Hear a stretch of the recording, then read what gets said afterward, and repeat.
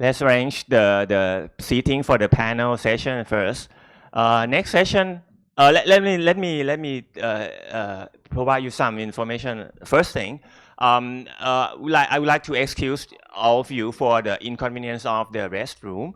For the lady, you can use the restroom in this floor. But for the gent, could you please, if you want to use the toilet, you please go to the ground floor, because we have the major maintenance of the plumbing system.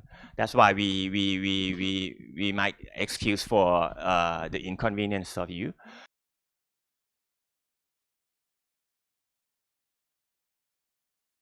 Which will be the combination of both industrial experience experts as well as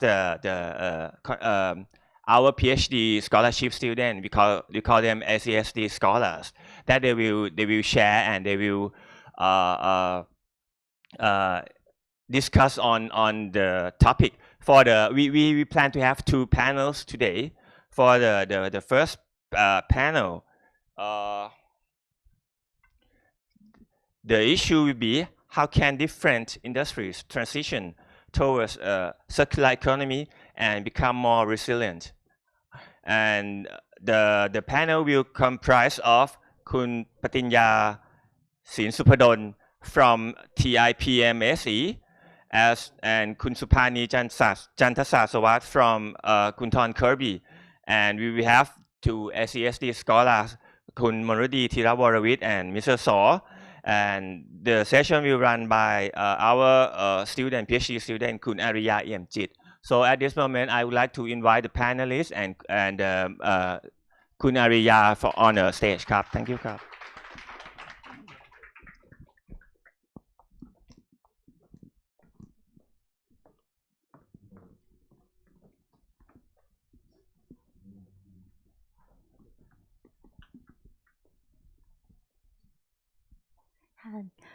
Good afternoon, everyone. My name is Ariya Eamchit. I am a CMMU PhD candidate in management program. It's my great pleasure to be a moderator for today's discussions. So I welcome all of you to the first panel discussion. So for today, the topic would be how can industry transition to become more resilient through circular economy practices. So this is a critical subject. So I would first introduce our guests. We have a distinguished panel of experts started from Khun Patinya. So I'm welcome Khun Patinya Silsupadol, Head of Sustainability at Tetra and Deputy Secretary General of the Thailand Institute of Packaging and Recycling Management for Sustainable Environment. Khun Supanee Chantasasawat, Executive Vice President of Marketing at Kulthorn Kirby and Honorary President of the Air Conditioning and Refrigeration Industry Club. Next, Khun Monrudee Theeraworawit, ACSDSD Scholar, CMMU PhD Candidate in Sustainable Leadership, and the Senior Vice President of the Corporate Strategic Planning at Bolong Securities, and Khun Thura Aung, ACSDSD Scholar and CMMU PhD Candidate in Sustainable Leadership. So today the discussion will start. I will ask each panelist the questions, and during the response, please feel free to jump in and share your idea if you have any thoughts. So first of all, I would like to start discussing with Khun Monrudee. Sure. As a PhD candidate, could you please share and talk about your research topic that related to circular economy? Sure. Thank you very much for having me. I would like to start off from my motivation why I'm taking this path in study PhD in sustainable leadership here in the CMMU, and then focusing on the circular supply chain. I have been in the logistics and supply chain before moving to the financial sector for more than 20 years. I actually part of the commercial team. We are helping the customer, local and global, to map their value chain. Where are their suppliers? Where are their customers? And help them to optimize the network. So along with those 20 years, what I have been observed is that our customer who are brand owner or the manufacturer, rarely that they are thinking about the process for their customer to do repair or upgrade, or even have the process for their customer to actually return when the product reach the end of life, right? So this is something that if we think about the global supply chain right now, is really running at the linear system. We have been like taking raw materials from one or two multiple countries, send it to the country that have the cheapest labor, right? And then once we have a finished good, we send it to the wealthier countries like EU and US. But once the West is happened already, it's at the end of life. It has been shipped to the poor countries, right? And then dump it to the landfill. So this is not sustainable. And then with that, I think I just would like to share my personal experience. Back in 2021, I worked in Shanghai, and then we are trying to pitch for the one of the business. They are the Chinese manufacturer in the fast fashion. I think a lot of you will know them. Start with S, and then we are trying to pitch for the business. We try to mapping out their value chain, and we just puzzle that, hey, how about your return process? And we're not talking about the recovery at the end of life. We just talk about that if the customer buy your product and not happy, how they can return, right? So we test it out by register to be their customer, order the shipment online, and then just call their customer service asking for the return. You know what they said? They said, you just throw it away. We will refund, and then we will send a new one to you. We just so puzzled, right? That, hey, how come is this happening with the big company in China? And then, so a lot of the company right now running with the unsustainable business model. For example, fast fashion, planned that obsolescence, or even with the linear supply chain. So all this has been like really encouraged me to see that what can be the solution in moving the company organization to the circular supply chain. So we are now at the critical point to really change and then adopting the circular economy into our thinking, into our strategy, and into our operation, because we cannot run this unsustainable model anymore. And then I would like to emphasize that circular economy is not about waste management at the end. It's actually we need to go back to the beginning stage by incorporating the circular economy into the product design. We should design the product for circularity, for durability, for repair, reuse, and when it reaches the end of life, right, we should be able to recover easily and then recycle it back into the system. So that's my aspiration, and then that's my research focus in using external collaboration, like why we are here today, working with across sector, public sector, private sector, even with the academic institute, working together and then move towards the circular economy. Thank you. So that's such an interesting research point, and that will definitely benefit the future of the sustainable efforts. So next, I may turn to Khun Patinya. As the head of sustainability at Tetra Pak, and you also be the executive member of TIP-MSEC. So could you please share, like as you led a lot of organizations to move toward the circular economy, could you please share the major challenges that you have faced before? Thank you. Okay, now it should work. Thank you very much, and my pleasure to be here. I will talk more on the perspective of the industry, because today we are talking a lot about collaborations, circular economy, which no one can just do it by themselves. So in general level, I think that it depends on the perspective that you are looking at the challenges, right? You can look at the challenges from different perspectives. Based on my experience during the last 3 or 4 years, I classify these challenges into 3 different groups. The first one is more on directional, or maybe leadership. We have been talking about leadership, and we somehow, I don't put the blame on only one person or the government or as such, but we need a clear direction, maybe from the industry, in collaboration with the policy makers, to move the whole ecosystem to the right direction. We are talking about transitional from being linear into circular, right? Example of those is that even though we're talking a lot about circular economy, there is no such a policy to encourage people not to go to landfill. Yeah. There is no penalty for waste sending to the landfill without any sorting process, right? So there are a lot of different missing pieces for this kind of thing. So that is one group of challenges that I see as a overall industry level. Then the second classification that I look into it is on the level of infrastructure.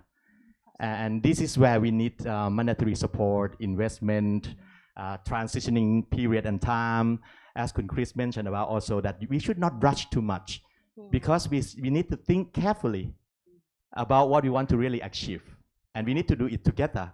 So we need to take time to transition from our current stage to our desired stage by working together.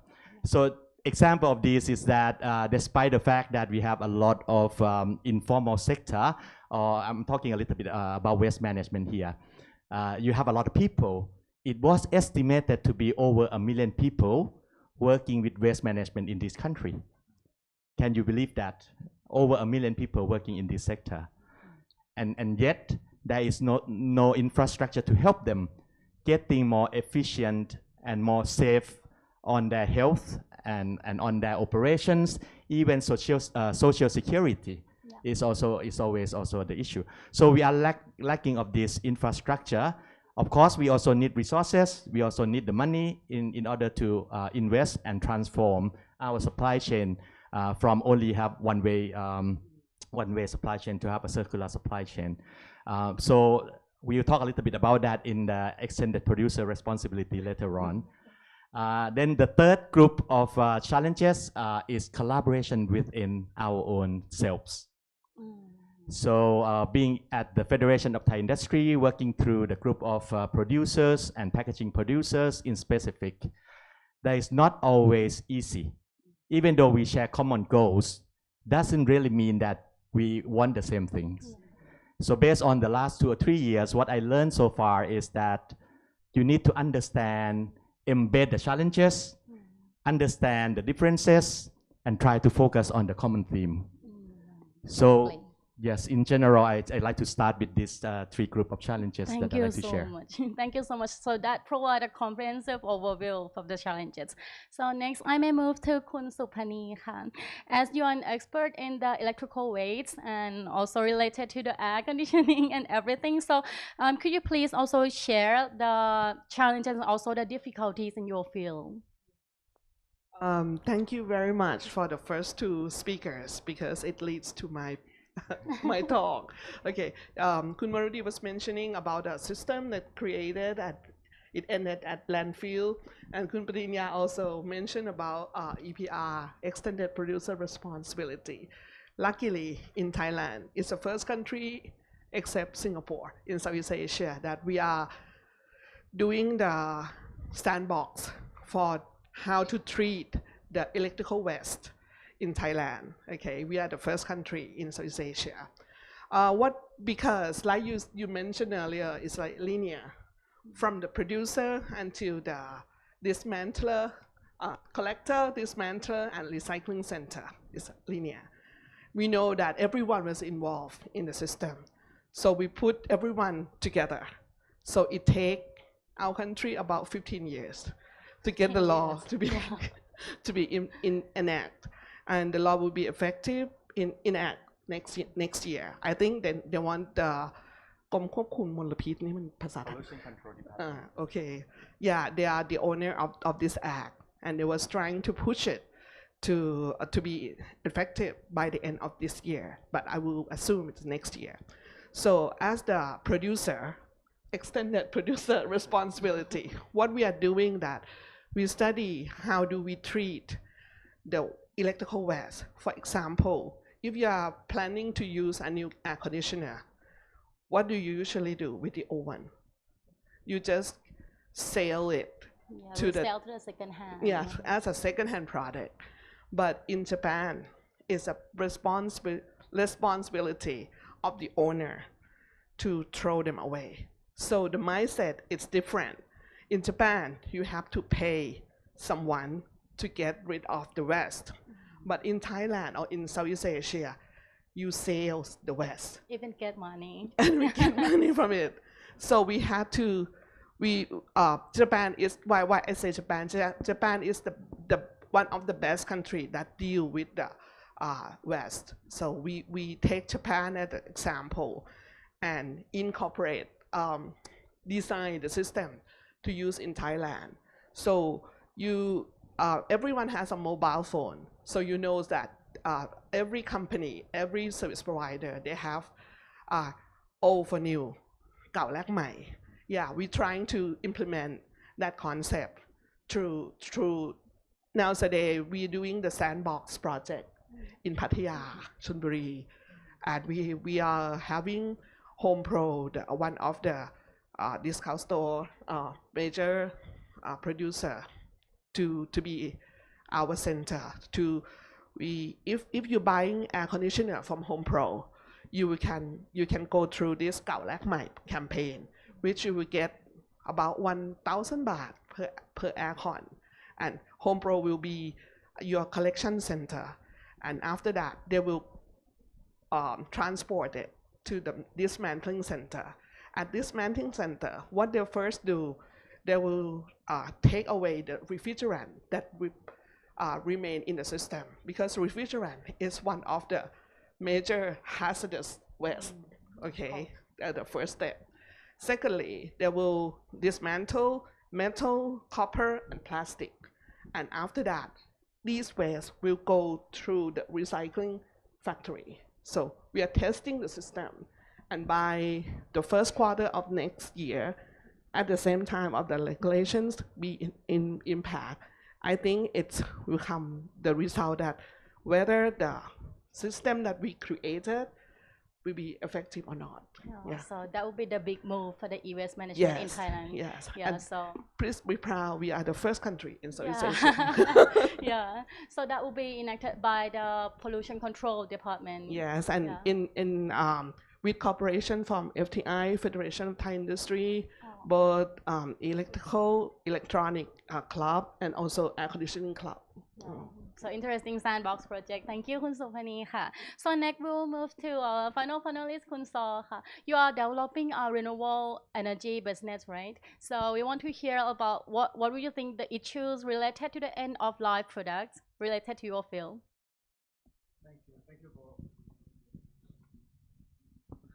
Thank you for the question, Khun Ariya. Thank you for everyone. Yes, interesting question. Because let me introduce myself first. I'm from Myanmar. I have been working in the energy sector in Singapore, based in Singapore and Southeast Asia, previous 10 years. So my curiosity is about how do we deal with the energy for the people. Yeah. So I have been from Myanmar. We don't have enough electricity in the rural area, including in Thailand, including in other countries, right? Yeah. So, and then actually, I'm selling power plants. Oh. So I'm selling power plants. So, like we talk about a lot of sustainable energy transition. So there's a question, is it true? Does it work in real world? Yeah. So, everyone's aware that renewable energy is like to fight against climate change, carbon emission, so that like this, but we have to be careful.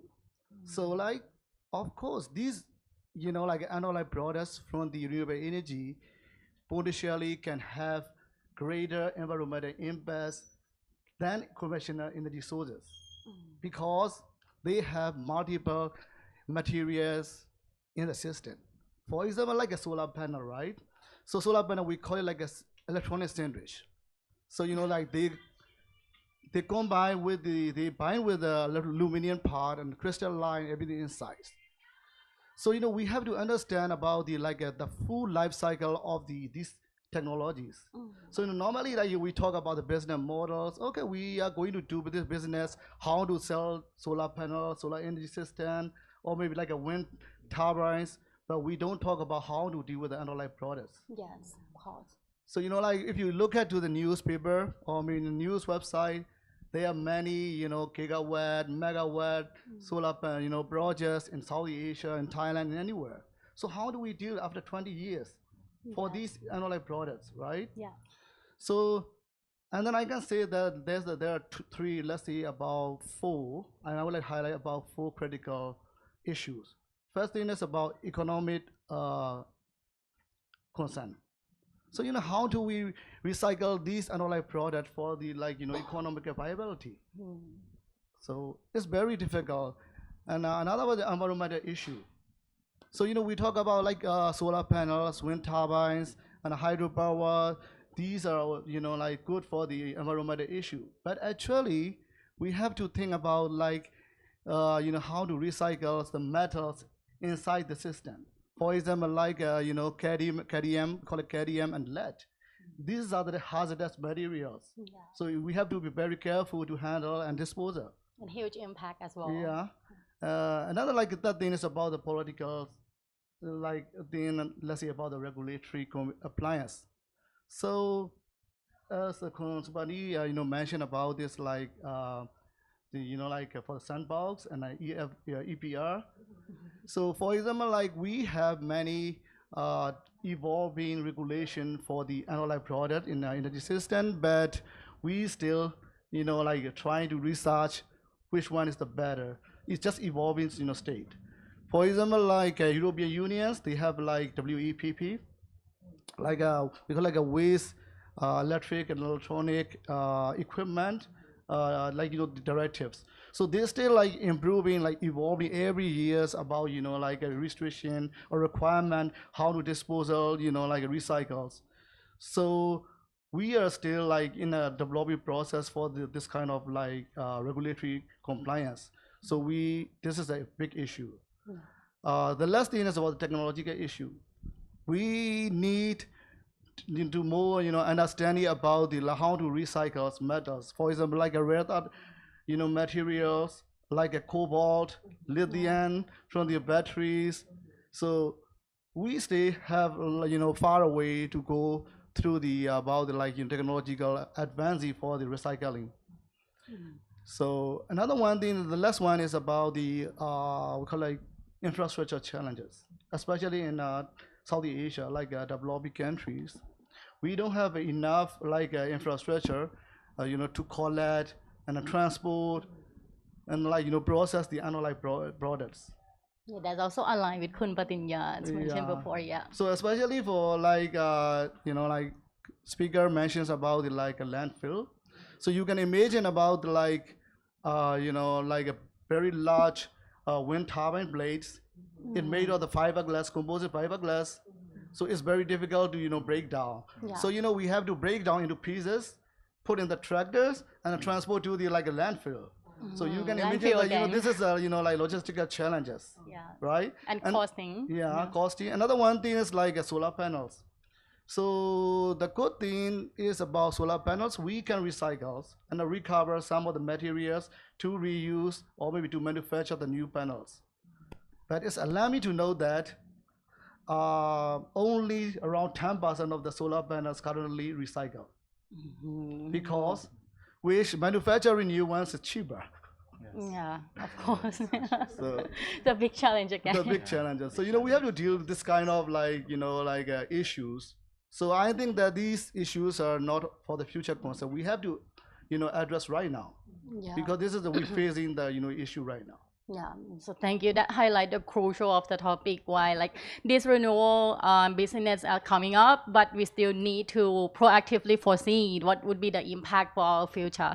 So thank you, Khun Saw, again for your insights. Next, I'll move to the second round. So we talk a lot about EPR, Extended Producer Responsibility. Khun Patinya, as one of the experts in EPR. I will say that. So could you please also share how the EPR contribute to the resilience and also towards the circular economy practices as well? I try my best. I have been into this for about 3 to 4 years now, and I like to bring some perspective for our discussion purpose here as well. First of all, people think about EPR as a regulation or as the legislation, which it is not. Yeah. People think about EPR as a tool, and I believe that it is not only a tool, right? So it's kind of the principle of how a producer can take more responsibility.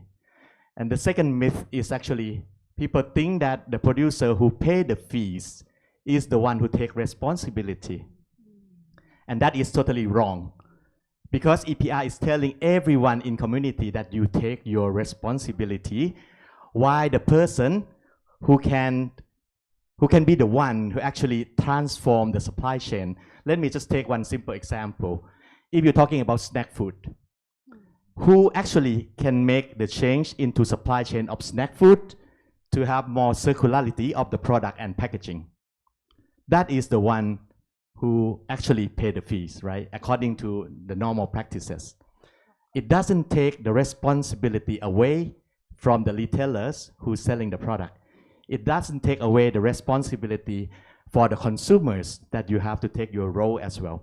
So this is somehow what I find that is people normally misunderstand extended producer responsibility, that you are actually throwing away your responsibility to someone, and someone is paying for you and they take the money back from you later. That is not the case.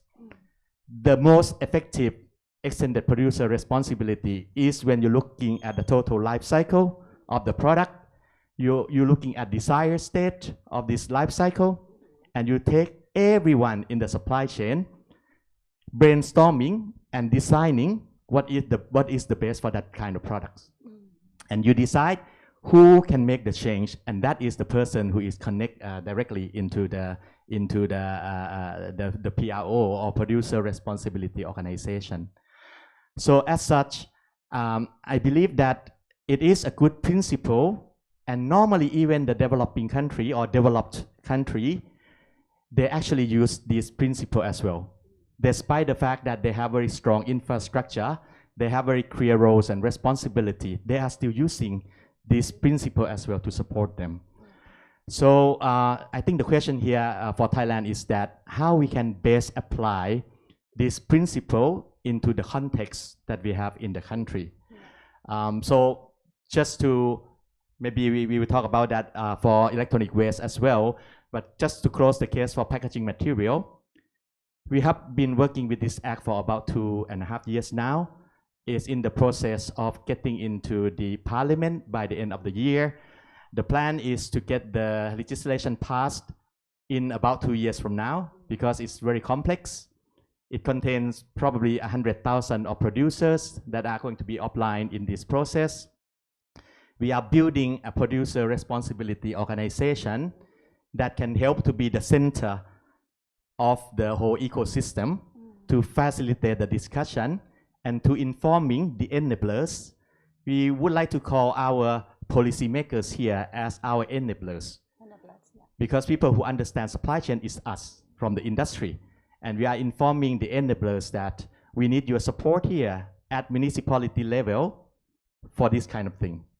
And we want to have this legislation and regulation just to make sure that people sort the material before going into the landfill.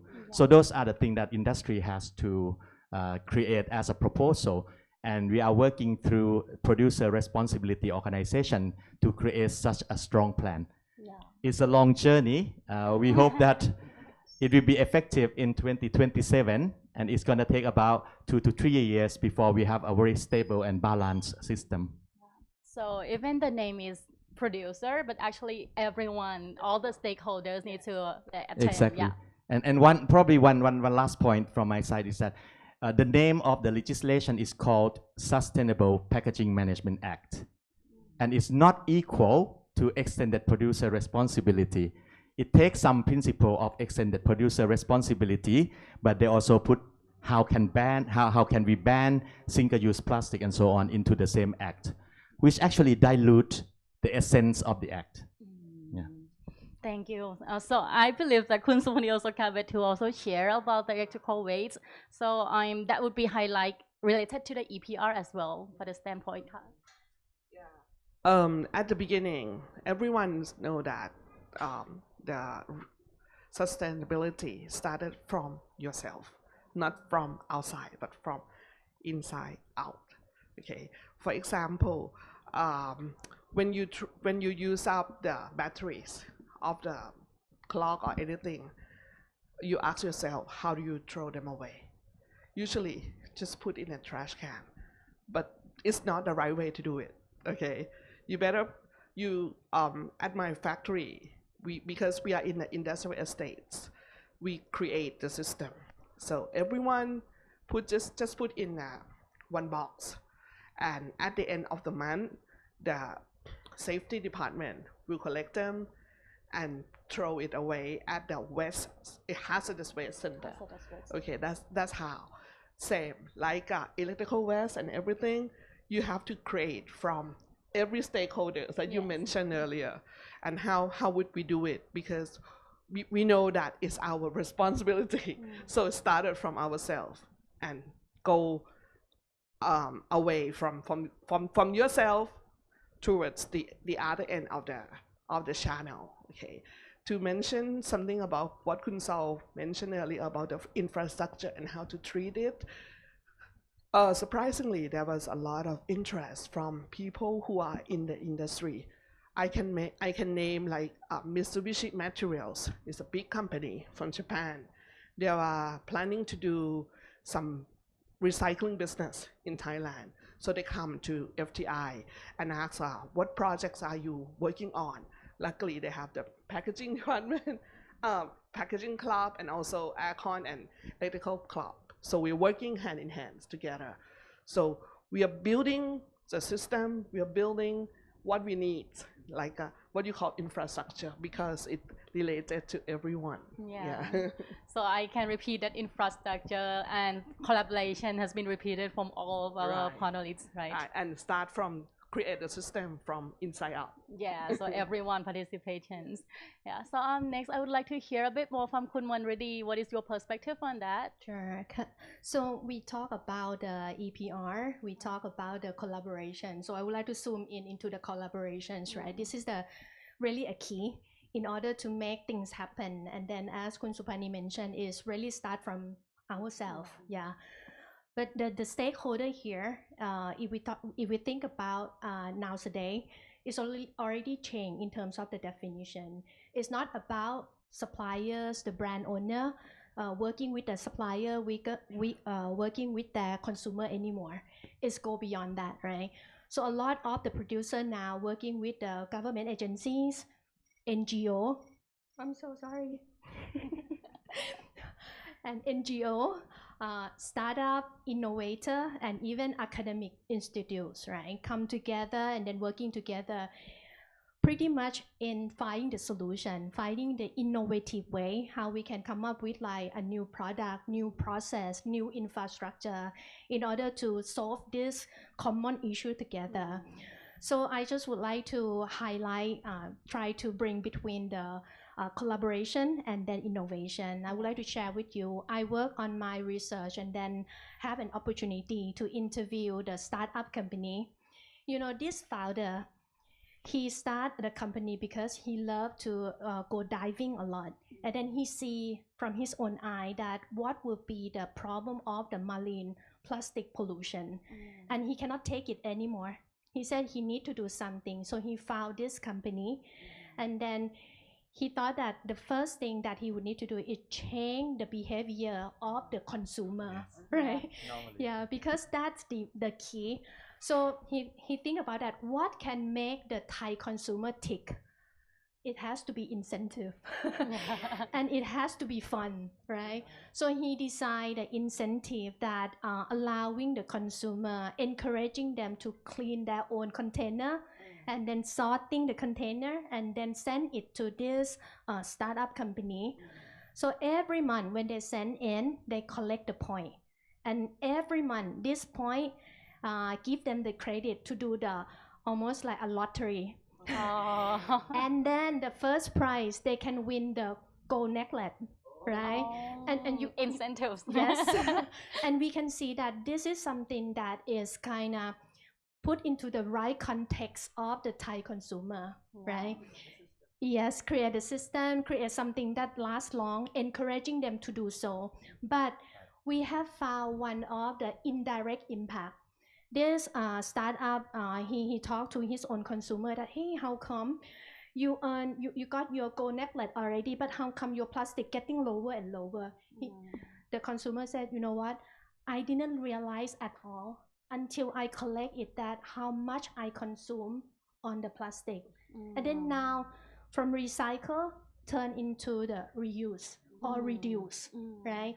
So this is something that happened with the like one person would like to change something and then working together with his own consumer. Now his network is already expand. He is working with the brand owner in the beverage industry, in the food industry, and then try to work with the retail owner as well to see that, okay, instead of having the consumer to send it into his operation, why don't he put like the collecting of infrastructure into the retail store? And then he even worked with the retail store to create the technology platform. So instead of like the recycling company to just like go out stop by stop and then collect, right? Now he created the technology, and then this technology can tell the recycling company that, hey, this spot is already full. So instead of making the waste of like try to collect in the same route, right? It's only when it's full, so the recycling company will go and collect. So technology And help. all this is not only environmental, now it start to get an impact into the economic viability, right? Everybody can save money, can put into the bottom line, right? And then the benefit is go into like profit, planet, and people, right? Less waste, it means that it improve the well-being of the people who are doing recycling, right? So I think the key definitely would be the collaboration, innovation, and definitely we love the EPR because it will create the level playing field. A lot of the company now play wait and see, right? Okay, you do first and then I follow. But the planets cannot wait anymore, right? The problem is escalating. So I think it needs both on the collaboration, innovation, and also the regulation to make everybody having a sense of urgency to take action.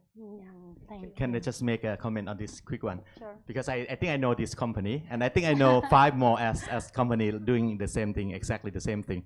This is where the EPR and the producer responsibility organization can play our role, being the people who watch the ecosystem and put a structured collaboration. Not really everyone can do anything, but if you do this, you can plug into the ecosystem and you get benefit from doing that, right? That's really true, because at the end of the day, this startup having a problem in scale up their operations, right? So to what Khun Patinya point, we need to work together. So thank you. So that's really good. And again, collaborations, right? Next, I would like to move to Khun Sol again. So could you please also share about the renewable energy, and also when we're scaling up for the renewable energy business, what would be the issues that you need to also address, especially for the end of life product related at the end? Okay.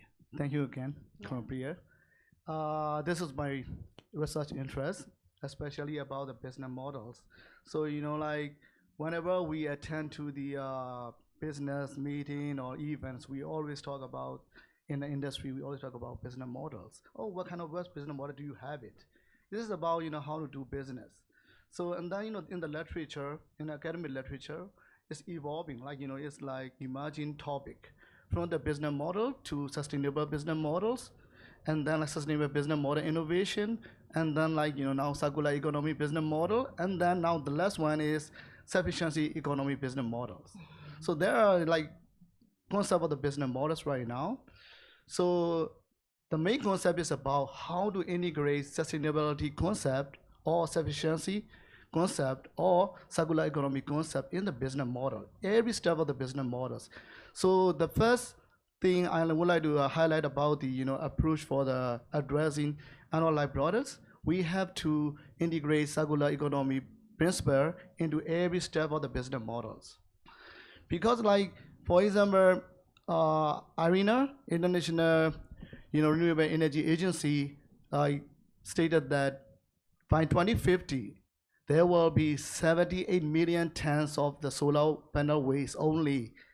And then there will be another like 43 million tons adding in the, like in a stream waste, like a waste of stream about the, by the wind turbine blades, only turbine blades. So you can imagine 2050, how to deal with this kind of underlying products. So I think that we have to integrate circular economy principle, like every step, especially into the design phase. So, why don't we think about, how to design this, renewable energy products for durable, or maybe for easy to like disassemble or disposal or recycle. So this is the one thing I highlight about it. And the like second thing is about innovation for the technology, recycling technologies. So currently, we have no, enough knowledge about how to treat the metals, especially metals in this renewable energy system. But we have to do something right now. For example, like solar cycle, the startup company in the United States. So they already started about the pioneering to recycle solar panels.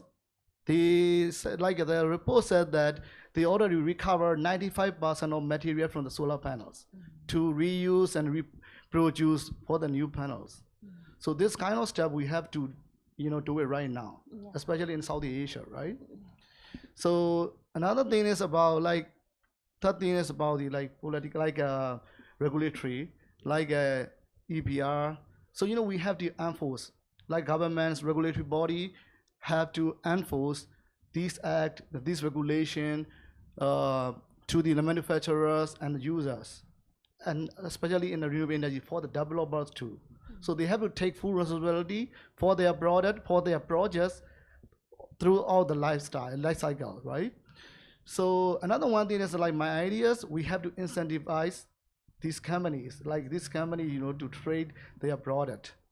So this is like another one approach. So I'm sure that there's no one size fits all approach for this kind of issue. The last thing is about infrastructure. We have to deal with the infrastructure globally and locally. I'm sure that ASEAN already started about the connectivity infrastructure, and then Ariya and our World Economic Forum, they already leading about the framework and infrastructure for managing analyzed products. So I'm sure that in a few years we are going to address this issue effectively and efficiently.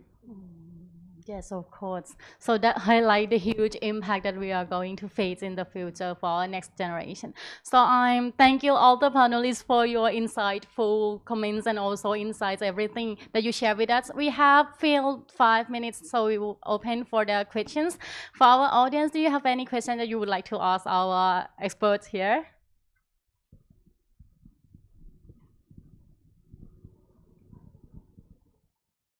So okay, then I will ask some few more questions as we have speed time. Okay, so this is a question from our audiences online.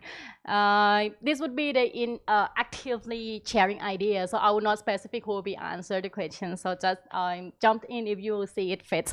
So the question would be, how can small and medium-sized enterprises like SMEs adapt circular economy principles given their limited resources and everything that they have on hand? I can start first because we when I work on my research, we start off with the big organization, right? And then right now, the easiest way for the circular economy, they do 3 R's, right? Reduce, reuse, and recycle. And then when we are talking with, because the big company, the one that I'm doing the research with, in order for them to make an impact, they won't do it alone. So they extend the practice to their suppliers, their partner, and all that partner is actually SME. So a lot of the time is that they are trying to build a platform, the venue, in order to encourage all those SME to join this kind of the event, right? This is at the beginning, it would be like a knowledge sharing. That what you can do, the easiest way to do the practices in your own office on 3 R's, how you can do reuse and then recycle in a very effective way, right? And beyond that, after the knowledge sharing, now, as Khun Patinya said, it's almost like having the SME to tap into the ecosystem, right? Because they cannot definitely come and then invest in the infrastructure by themselves. But once the big company already start, it's very easy that, hey, if you join in, we have a drop-off here, we have the system here, we already have the technology. You just sign up and then you can be part of the ecosystem. So that's the quickest way, and then reduce the initial investment in the SME. Yeah. Good. Supanee, you also want to share? ค่ะ almost the same answer like Khun Monrudee. Like our sandbox projects, I mentioned Topro because it's a big company, but at the same time we are talking with the Thai สมาคมผู้ค้าเครื่องปรับอากาศ Thailand reseller of the air conditioners. So these association comprise of small and medium enterprises, like the shops that sells air conditioning in front of your small street or small soils. So they are involved also in that. We address them incorporate them into the system. Like I mentioned earlier, we create the system first and we invite them to join in our, like, okay, you know that Home Pro will be your collection center. When you get several aircon units from your customers, you just transport them to Home Pro as a collection center. That's how they get involved easily. I'd like to take this question from another angle. So, not depending on the size of the company, the mindset has to be there, and you can do whatever it is under your capability. For example, thinking about design products doesn't need to take a lot of investment to that. Example from Khun Chris Hotel is probably one of the best I've seen as well. And secondly, you actually need to exercise these practices of circular economy and get to understand more what kind of value you can generate from that activities. It's not always investing. Yes, investing is when you want to transform the whole system. But if you want to get the benefit of being more circular, you can actually not making much investment at the beginning and enjoy the benefit of thinking circularity at the beginning. After that, you should think about more to go into the ecosystem. So yeah, I like to take from that angle. Small step make huge impact. Yeah. Yes, I just want to cite one example. When you design the product, like aircon units, or you just look at the screen here, you have the small nameplate of the product attached to the aircon unit. That's one more piece of waste. Instead of like attach it, you just print it on the product.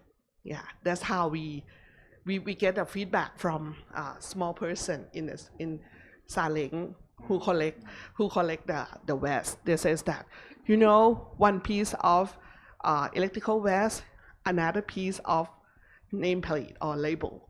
So you just print it on it and you don't have to do anything. And the ink that you print, it lasts like 10 years. And after that, it will be blur. Something like that. It's like dissolvable. Yeah, something like that. Thank you. So actually, we also have like some of the few questions, but due to the time constraints, we may address the remaining questions later afterward with the team and our panelists. So today, I would like to, again, we greatly appreciate your time and efforts and your invaluable insights you have shared with us. So I will give a brief again that how important this topic is for how can industries transition toward the circular economy for more resilient. So thank you for all of your engagement, and we hope this will be benefit for your future, and let's build the effort together for the sustainability. Thank you. Thank you, Kap, for valuable thoughts from the panelists. I would like again to ask for your kind support from Dr. Anthony to provide appreciation token to the panelists. Dr. Anthony.